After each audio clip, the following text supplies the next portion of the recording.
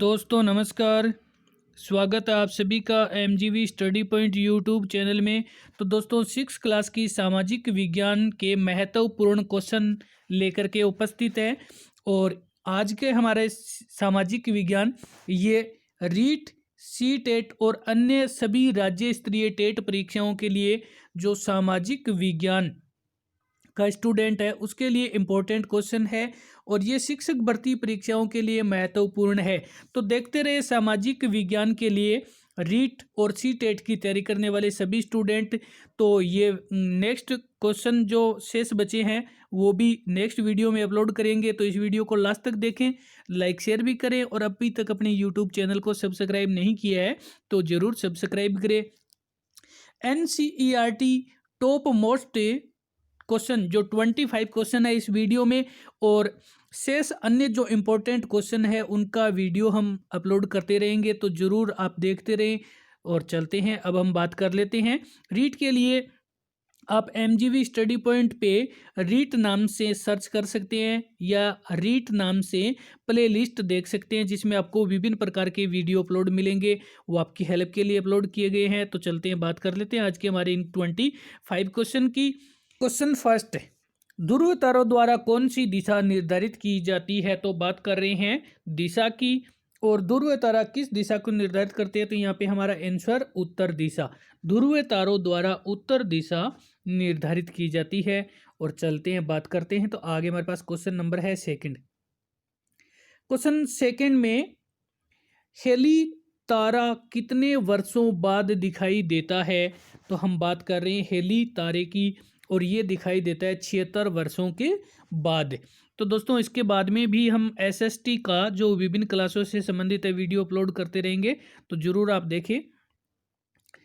Question three में सौर मंडल का सबसे बड़ा ग्रह कौन सा है?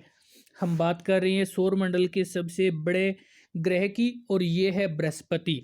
बृहस्पति सौर मंडल का सबसे बड़ा ग्रह है। सौर मंडल एवं ग्रह के बारे में विभिन्न प्रकार की डिटेल या फुल डिटेल के लिए आप MGV study point YouTube channel पर प्ले लिस्ट में देख सकते हैं। जीके की प्ले लिस्ट में आपको मिलेगा सौर मंडल, या आप सर्च कर सकते हैं सोलर के बारे में। तो अधिक जानकारी प्राप्त करने के लिए आप यूट्यूब चैनल पर जो प्ले लिस्ट है उसमें देखें सौर मंडल के, और इसके बारे में जो ग्रह के बारे में वहाँ पर आपको विस्तृत जानकारी प्राप्त होगी।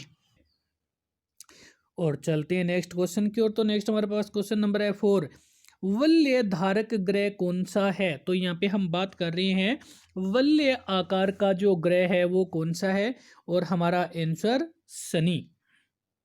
शनि एक वलय धारक ग्रह कहलाता है। और चलते हैं आगे, हमारे पास क्वेश्चन नंबर है 5। क्वेश्चन 5 में सबसे चमकीला ग्रह कौन सा है?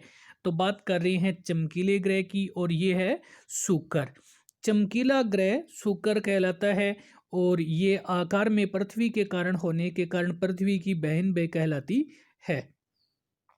चलते हैं आगे, हमारे पास क्वेश्चन नंबर है 6। क्वेश्चन 6 में पृथ्वी किन दो ग्रहों के बीच में स्थित है? तो अब हम बात कर रहे हैं पृथ्वी कौन से दो ग्रहों के बीच में स्थित है? तो हमारा आंसर है मंगल व शुक्र ग्रह के बीच में। पृथ्वी मंगल और शुक्र ग्रह के बीच में स्थित है। और चलते हैं, बात कर लेते हैं। तो आगे हमारे पास क्वेश्चन नंबर है 7। क्वेश्चन 7 में क्षुद्र ग्रह किन दो ग्रहों के मध्य पाए जाते हैं? तो बात कर रहे हैं क्षुद्र ग्रहों की, और ये कौन कौन से ग्रहों के मध्य होते हैं? तो यहाँ पे हमारा आंसर है मंगल और बृहस्पति के बीच में। क्षुद्र ग्रह है वो मंगल और बृहस्पति के बीच में स्थित है। और चलते हैं, नेक्स्ट क्वेश्चन नंबर है हमारे पास 8। क्वेश्चन 8 में भारत द्वारा पहला कृत्रिम उपग्रह कब प्रक्षेपित किया गया था? तो हम बात कर रहे हैं भारत का पहला ग्रह जो उपग्रह कब प्रेक्षित किया गया था, और ये एकमात्र जो कृत्रिम उपग्रह। तो यहाँ पे हमारा आंसर 1975 ईस्वी। 1975 ईस्वी में ये ग्रह प्रक्षेपित किया गया था। और बढ़ते हैं अगले क्वेश्चन की ओर। तो आगे हमारे पास क्वेश्चन नंबर है 9। क्वेश्चन 9 में राजस्थान में प्राचीन जंतर मंतर वेधशाला कहाँ स्थित है? तो हम बात कर रहे हैं जंतर मंतर वेधशाला और ये है जयपुर में स्थित। जंतर मंतर वेधशालाएं जयपुर में स्थित है, राजस्थान के जयपुर जिले में। और चलते हैं तो आगे हमारे पास क्वेश्चन नंबर है 10। क्वेश्चन 10 में पृथ्वी के गुरुत्वाकर्षण से बाहर निकलने के लिए कितने किलोमीटर प्रति सेकंड की गति आवश्यक है? कि यदि आप पृथ्वी के गुरुत्वाकर्षण से बाहर निकलना चाहते हैं तो आपकी स्पीड क्या होनी चाहिए, प्रति सेकंड की गति आवश्यक है। तो यहाँ पे हमारा आंसर है 11.2 किलोमीटर प्रति सेकंड आपकी गति होने के कारण आप पृथ्वी के गुरुत्वाकर्षण से बाहर निकल सकते हैं। और बढ़ते हैं अगले क्वेश्चन की ओर। तो आगे क्वेश्चन नंबर है 11। क्वेश्चन 11 देखने से पहले यदि आपने अभी तक यूट्यूब चैनल को सब्सक्राइब नहीं किया तो जरूर इसको सब्सक्राइब कर दे। और रीट की तैयारी करने के लिए आप MGV study point YouTube channel पे देख सकते हैं और आपको रीट नाम से सर्च करने से वीडियो मिल जाएगा, नहीं तो आप प्लेलिस्ट देख सकते हैं। क्वेश्चन 11, वह रेखा जो पृथ्वी को उत्तरी गोलार्ध और दक्षिणी गोलार्ध में विभाजित करती है। तो बात कर रही हैं पृथ्वी को उत्तरी और दक्षिणी गोलार्ध के में जो विभाजित करती है वो रेखा कौन सी है? और यहाँ पे हमारा आंसर है ये विषुवत रेखा। पृथ्वी को उत्तरी और ये दोनों गोलार्ध के बीच में जो विभाजित करती है वो विषुवत रेखा कहलाती है। और चलते हैं नेक्स्ट क्वेश्चन की ओर। तो नेक्स्ट हमारे पास क्वेश्चन नंबर है 12। क्वेश्चन 12, पृथ्वी पर एक अधिवर्ष कितने दिन का होता है? तो हम बात कर रहे हैं अधिवर्ष, जिसको लीप ईयर भी कहा जाता है। तो ये लीप ईयर या अधिवर्ष है वो 366 दिन का होता है। सामान्य जो वर्ष होता है वो 365 दिन का होता है, लेकिन अधिवर्ष या लीप वर्ष होता है ये 366 दिन का होता है। लेकिन सामान्य जो वर्ष होता है वो 365 दिन का होता है। चलते हैं बात करते हैं। तो आगे हमारे पास क्वेश्चन नंबर है 13। क्वेश्चन 13 में दिशा सूचक यंत्र की सुई हमेशा किस दिशा को दर्शाती है? हम बात कर रहे हैं कंपास की। जब कंपास को हम समतल जगह पर ठहराते हैं या उसको हम इस प्रकार से पकड़ के रखते हैं तो उसकी जो सुई है वो हमेशा उत्तर दिशा यानी नॉर्थ साइड में ही ठहरती है या नॉर्थ उत्तर साइड को ही इंगित करती है। दिशा सूचक की जो सुई है वो हमेशा उत्तर दिशा की ओर ठहरती है। और चलते हैं बात कर लेते हैं अगले क्वेश्चन की। तो आगे हमारे पास क्वेश्चन नंबर है 14। तो वीडियो को लाइक शेयर जरूर करें, चैनल को भी सब्सक्राइब कर दीजिए।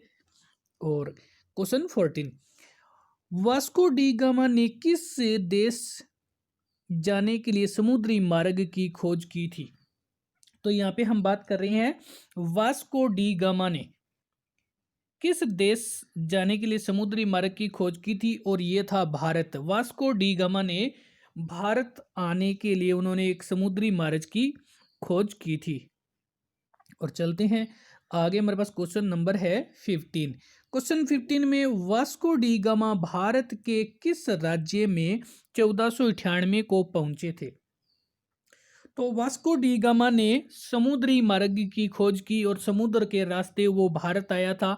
और वो भारत आया था 1498 में और ये केरल के कालीकट बंदरगाह पे आया था सबसे पहले। वास्को डी गामा समुद्री मार्ग से भारत आया था और ये 1498 में केरल के कालीकट बंदरगाह पे आया था। आगे बात कर लेते हैं। तो नेक्स्ट हमारे पास क्वेश्चन नंबर है 16। क्वेश्चन 16 में विश्व का सबसे बड़ा महाद्वीप कौन सा है? तो अब हम बात कर रहे हैं विश्व के सबसे बड़े महाद्वीप की। और एशिया महाद्वीप विश्व का सबसे बड़ा महाद्वीप है। और चलते हैं नेक्स्ट क्वेश्चन की ओर। तो नेक्स्ट हमारे पास क्वेश्चन नंबर है 17। क्वेश्चन 17 में सबसे गहरा गर्त किस महासागर में बनता है?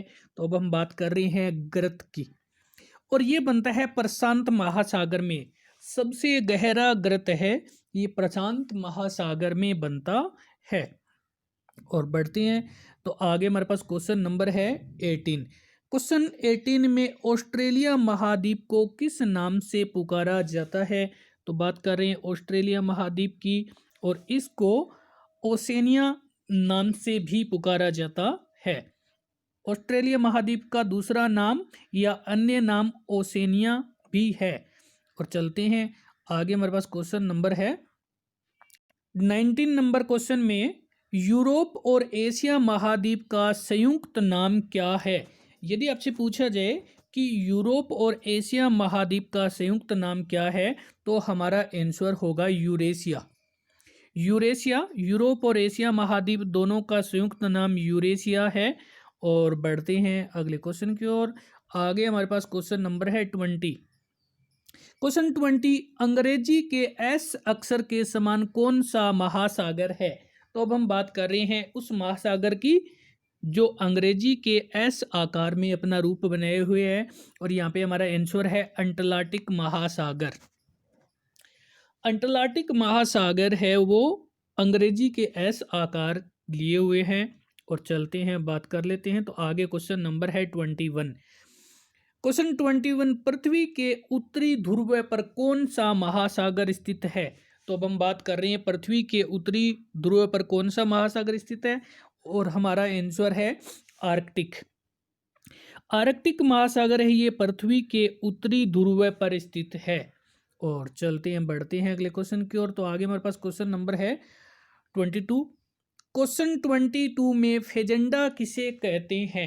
तो बात कर रहे हैं हम फेजेंडा की, और हमारा आंसर है ब्राज़ील में कॉफ़ी के बागानों को फेजेंडा कहा जाता है। ब्राज़ील में जो कॉफ़ी के बागान है वो फेजेंडा के नाम से जाने जाते हैं। और चलते हैं अगले क्वेश्चन की ओर। तो आगे क्वेश्चन नंबर है 23। क्वेश्चन 23, व्यापार की दृष्टि से सबसे अधिकतम व्यस्त महासागर कौन सा है? अगर हम बात करें व्यापार की दृष्टि से सबसे अधिक व्यस्त जो महासागर है वो है अटलांटिक महासागर। अटलांटिक महासागर व्यापार की दृष्टि से सर्वाधिक व्यस्त है। और चलते हैं अगले क्वेश्चन की ओर। तो आगे हमारे पास क्वेश्चन नंबर है 24। क्वेश्चन 24 में महान झील क्षेत्र किस महाद्वीप में स्थित है? तो अब हम बात कर रहे हैं महान झील क्षेत्र की, और ये जिस द्वीप में स्थित है वो है उत्तरी अमेरिका महाद्वीप। महान झील क्षेत्र उत्तरी अमेरिका महाद्वीप में स्थित है। और चलते हैं नेक्स्ट क्वेश्चन की ओर। तो नेक्स्ट हमारे पास क्वेश्चन नंबर है 25। क्वेश्चन 25, किस महाद्वीप का अधिकांश भाग उष्णकटिबंधीय जलवायु में आता है? तो हम बात कर रहे हैं किस महाद्वीप का अधिकांश भाग उष्णकटिबंधीय जलवायु में आता है, और यहाँ पे हमारा आंसर है अफ्रीका महाद्वीप। अफ्रीका महाद्वीप है उसका अधिकांश भाग उष्णकटिबंधीय जलवायु में आता है। तो दोस्तों इसी के साथ में वीडियो देखने के लिए धन्यवाद। लाइक शेयर करते रहें। अभी तक अपने यूट्यूब चैनल को सब्सक्राइब नहीं किया है तो ज़रूर इसको सब्सक्राइब करें। अपने फ्रेंड्स को भी फॉरवर्ड करते रहिए। वीडियो देखने के लिए धन्यवाद।